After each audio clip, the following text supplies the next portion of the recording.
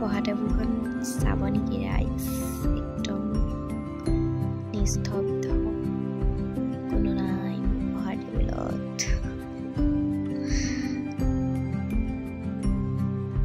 এনেকেই কিতাপখিনি চাপি মেলি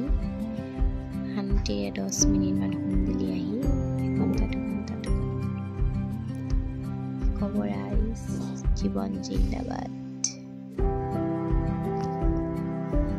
এতিয়া মই যাবলৈ ওলাইছোঁ মই জানেনে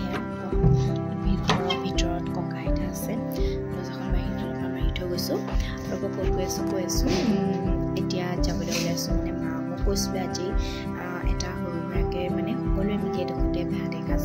লগতে খাম বুলি যিহেতু ক'লে পইচা পাতি মিলাই তাকে চাবলৈ যাওঁ খানা কি হৈছে কাৰণ প্ৰায় আপোনাৰ 10টা বাজিবই হ'ল 10টা বাজিবলৈ আৰু 9 মিনিট আছে তাকে চাই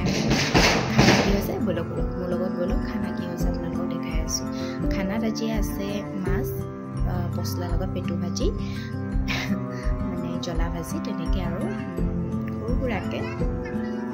তাকে বলক চাবলৈ যাওঁ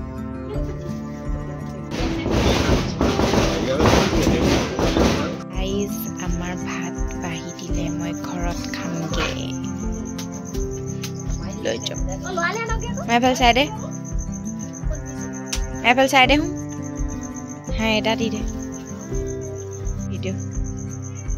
বাহু মাছ পেটু ভাজি ফ্ৰাই মাছ কাৰ মা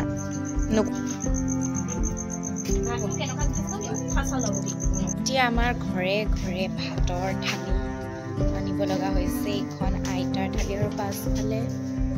মাহী আছে ককা আৰু মোৰ ভাতৰ থালি লৈ যিহেতু আমি ঘৰত খাম মায়ে তাত খাব দি তেহেঁতৰ লগত বাৰু আমি ঘৰতে আনি খাম অ' আইতা ভাত লাইটটো জ্বলাই লওঁ ভাত এয়া আইতাৰ থালি ককাৰ থালি মোৰ থালি